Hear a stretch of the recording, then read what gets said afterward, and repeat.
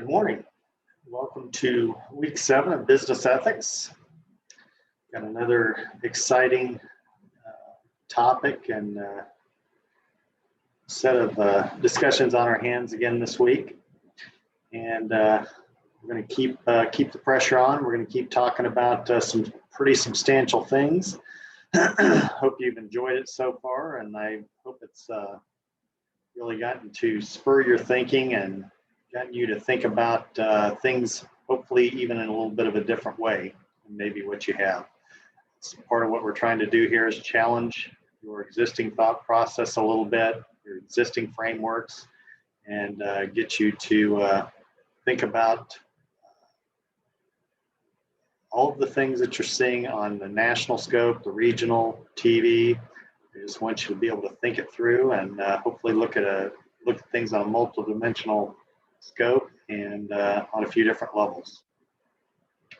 So today I'm going to go over a few of the slides, highlight a few of the slides for this week's chapter, and then I also want to kind of kick around the discussion question a little bit. So I'm going to go ahead and share my screen so that I can show you a few things.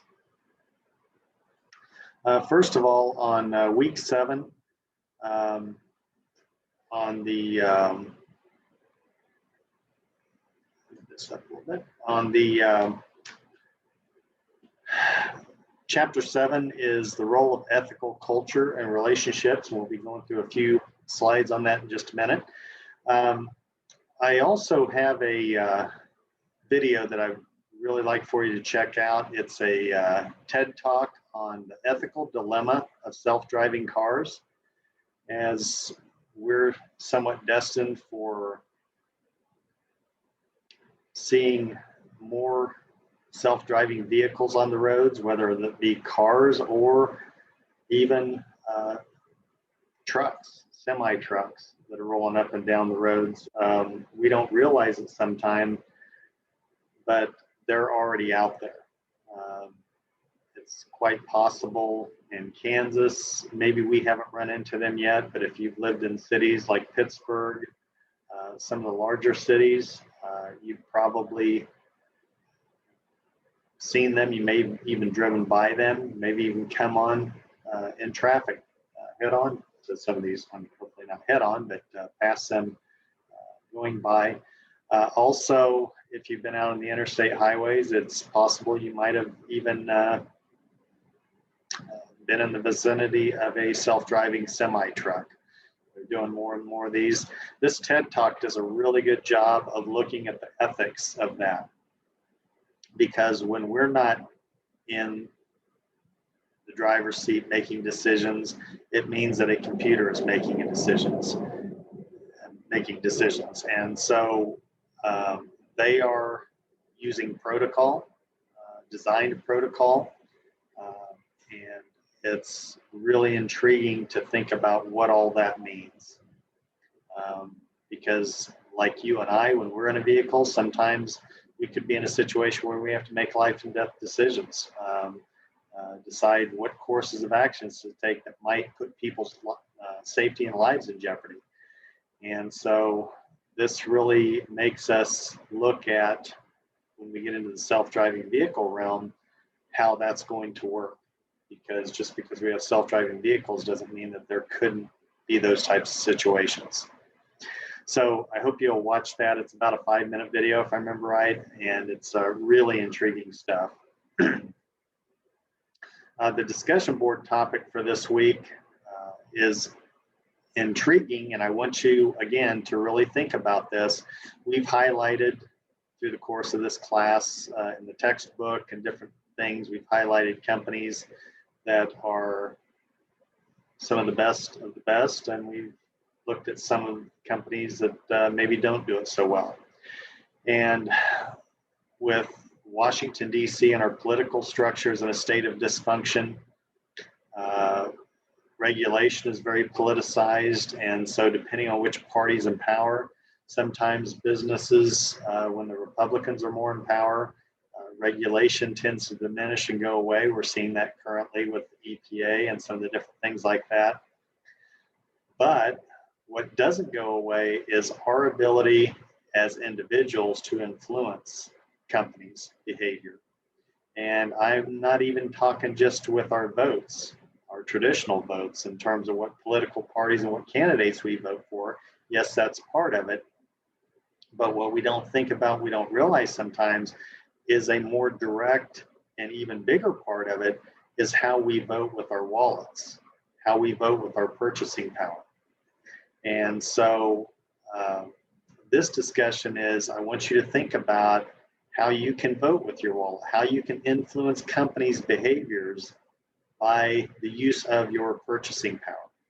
Because again, as dysfunctional as our DC establishment and Washington politics, even state politics get at times, that is still a really big way that we can influence companies' behavior, is by either buying or not buying their products or services. So I want you all to think about that. Let's custom discuss that a little bit this week. I think it should be a pretty interesting discussion. It's not quite as controversial as some of the things that we've been doing, but I do think that it's something I want everybody to be thinking about, because I think through social media, through all of the power that we have in our hands anymore, we can really make an impact on company behavior, sometimes quicker and more dramatically than politicians and political structures and regulation itself can. And I think when you get into climate change, you get into different things like that, you're seeing more activists out there trying to do just that, as well as many other important topics and things that are going on in the general landscape. Okay, we'll look at our chapter 7 a little bit real quick. We'll kind of go through a few things with that. Again, this is on the role of ethical culture and relationships. And so we'll be looking at a few things there, kind of understanding the concept of corporate culture, the influences of corporate culture on business ethics, which are considerable, and determine how leadership, power, and motivation relate to ethical decision-making in organizations.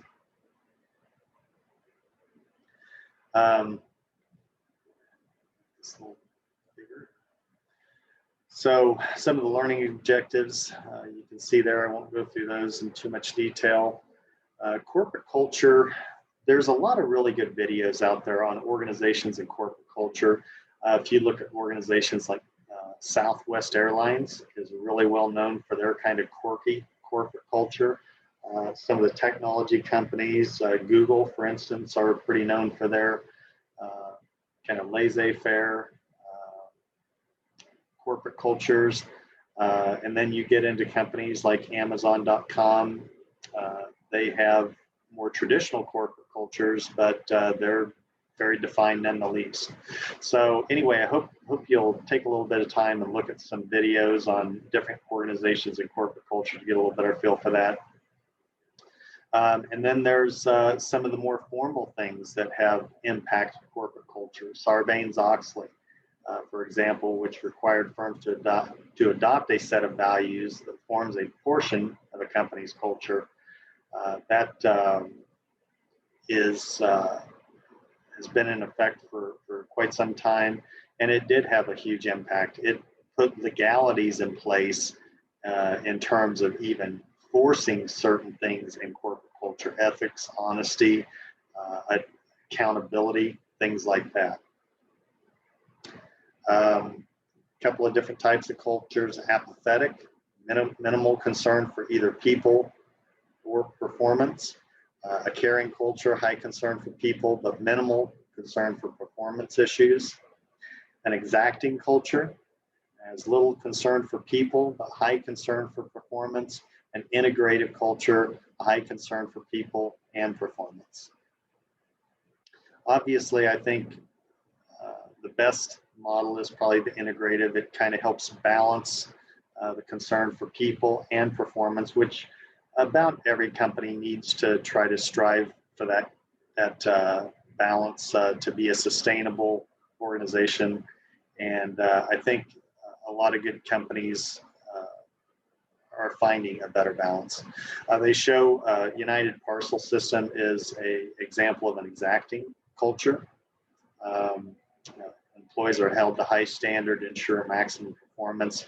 If you've ever worked in a business, and it's not unusual to see drive-alongs with UPS drivers, and now there's probably more technology associated with this, with tracking systems, things like that.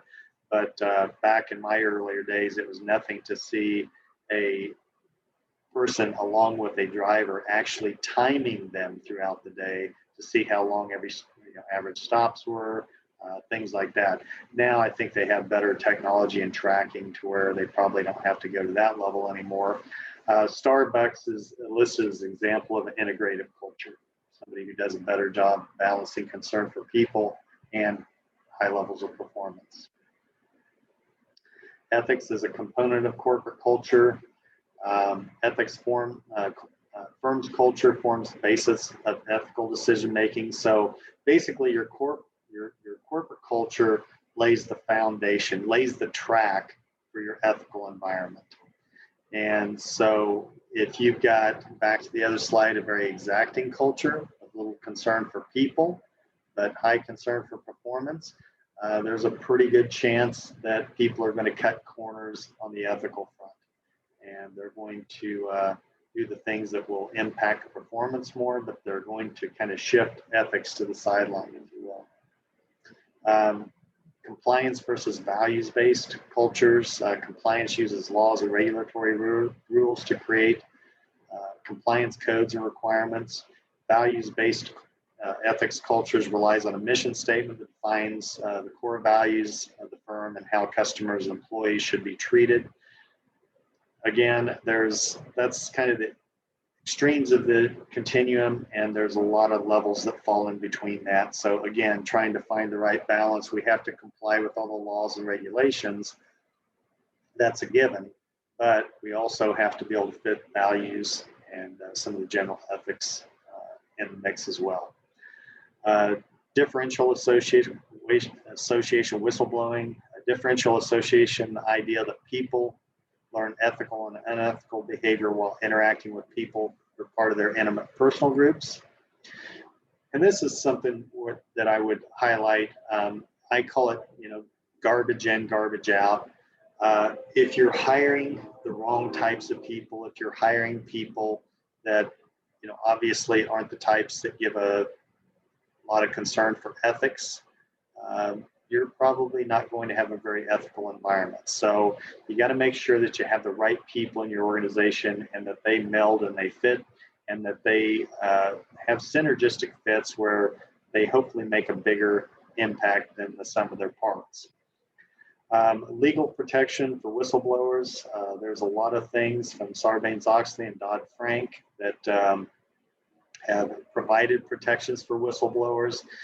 That being said, if you ever find yourself in a situation where you feel like you might need to be a whistleblower in an organization, I still would encourage people to try to do everything they can before they get to that point, because even with all the legal protections, there are a lot of risks to being a whistleblower.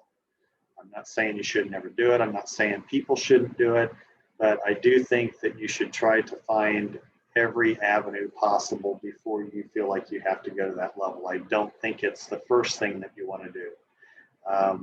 Yeah, there are legal protections, but there are also still a lot of stigmas associated with that. They can have impacts on careers going forward. So again, try to find a balance on that. The role of power in shaping corporate culture.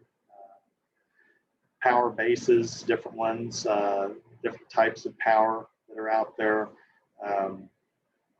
and how we look at power in organizations really does influence our corporate cultures. Expert and legitimate power, coercive power, all of those things have to be balanced. If you have a lot of coercive power in a culture, I'll guarantee you it's going to impact negatively the ethical landscape. People are going to be afraid. They're going to be afraid for their jobs, their careers, and so they're going to tend to cut corners and do what they have to do to stay in good stead with leadership. Motivating ethical behavior, the leader's ability in motivating subordinates plays a role in maintaining an ethical organization. You know, honestly, leaders have to model behavior that they want in their organizations, and they do model the behavior. And if you aren't modeling appropriate ethical behavior, then you shouldn't be too surprised when you don't get it. Wells Fargo is a company that really diminished their brand. I would almost say trashed their brand with their unethical behavior in the last 3 or 4 years. They had a scheme in their organization where they had huge, almost unrealistic, actually unrealistic demands on employees, the number of accounts that they had to sign up. Well, that type of behavior, they tended to try to blame it on their underlings, but nobody bought it because that type of systems, reward systems, that's all modeled from the top. And the CEO of Wells Fargo tried to do everything to throw underlings under the bus, and nobody bought it. And he ended up finally having to be fired, lose his job. He got some severance payouts, and then the organization, as they figured out everything that was going on, sued him to claw a lot of that back. So there can be huge ramifications for branding, for organizations, for sustainability. Whether you have a centralized or a decentralized organizational structure can play into the ethical landscape. Here's a table showing the variation in employee conduct, just kind of how that lays out. 10% take advantage of situations if the penalty is less than the benefit and the risk of being caught is low. 40% go along with the work group. 40% always try to follow company policies, and 10% follow their own values and beliefs. So that shows you that you really have to have good organizational structures in place, because probably at least 80% plus of the folks will either follow or go along with or take advantage of lax corporate structures. So organizational environment definitely makes a big difference. People's control over their actions within a corporate culture. This is where it really gets dicey. And this is where I've encouraged people to have a personal mission statement, because there could be times where organizational demands, organizational culture, organizational structures could put you at odds with your own personal ethics, your own personal values. And this is where having a personal mission statement can come into play and really make it important, so that you can help balance those type of things out. I would say that if you do feel like an organization is at odds with your missions and your values, you have to, once again, on the scale, figure out, is this something that you can find a way to live with? Is there something you find a way to balance? If not, then I'm not saying you should quit right away and find another job, but I do think that trying to put feelers out and see if you can find an organization that might be a better fit for you could be a good thing to try to do. I normally don't advise people to just quit jobs without having another job, unless you think there's illegalities or things that are unsafe conditions that might be in play. Then there could be some instances where it may be advisable just to get out as quick as you can. But normally I like to try to see people try to have another job in place before they leave their current job. Okay. All right, well, that gets us kind of through our chapter for this week. I hope you'll enjoy your discussion post. I really enjoyed reading them all. I think you've had some very thoughtful posts. I think you're really doing a good job of thinking things through. Hopefully you're getting a good deal out of this class so far. Don't hesitate to reach out to me if I can provide any assistance, and we'll look forward to talking to you next week. So thanks again.